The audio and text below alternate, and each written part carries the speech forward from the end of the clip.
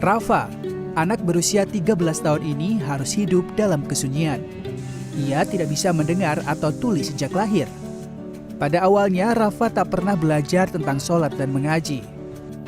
Namun, dunia Rafa berubah setelah ia memilih belajar menjadi hafiz atau penghafal Al-Quran di Pondok Pesantren Darul Asom, Sleman, Yogyakarta. Dulu SLB, waktu kelas di SLB itu nggak bisa apa-apa, nggak bisa, sulit untuk ini. Akhirnya saya keluar dan lihat ngajakan bapak itu, lihat handphone, lihat ada Darul Asom. Saya agama dulu nggak tahu ada berapa, nggak tahu. Lama-lama setelah belajar agama diajarin saya tahu.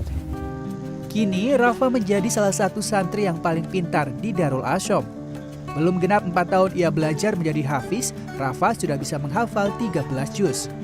Jemari mungilnya terbiasa merapal satu demi satu huruf hijaiyah menggunakan bahasa isyarat. Saya kalau 30 juz sudah hafal, beres, sudah lulus, saya ingin mengajarkan agama dan bahkan ke mancanegara. Masya Allah. Pondok Pesantren Darul Asom didirikan oleh Abu Kafi di tahun 2019. Ia tergerak untuk mensyiarkan agama ke komunitas tunarungu karena khawatir akan kehidupan akhirat anak-anak yang tak bisa mendengar. Apalagi sampai saat ini masih banyak tunarungu yang tak mengenal agama karena masih sedikit ustadz atau pemuka agama yang bisa menyampaikan ajaran Islam menggunakan bahasa isyarat. Tanya agama, ditanya Allah, ya Tuhannya mereka nggak tahu, tanya Nabi nggak tahu. Jadi kita saat itu saya sudah bisa mengambil kesimpulan hampir sebagian besar, bahkan bisa dibilang semua tunarungu nggak kenal agama waktu itu ya, pemikiran saya. Kenapa? Saya tahu kenapa. Ternyata waktu itu belum ada ustadz yang mengajarkan agama ke mereka dengan bahasa yang mereka pahami. Sehingga agama tidak sampai kepada mereka. Banyak istilah keagamaan yang tidak bisa dijelaskan menggunakan bahasa isyarat Indonesia atau Bisindo dan sistem bahasa isyarat Indonesia atau SIBI yang biasa digunakan di sekolah-sekolah luar biasa. Karena itu, pengajar-pengajar di Pondok Pesantren Darul Asom mengadopsi pembelajaran agama dan huruf hijaiyah untuk tunarungu di Arab Saudi.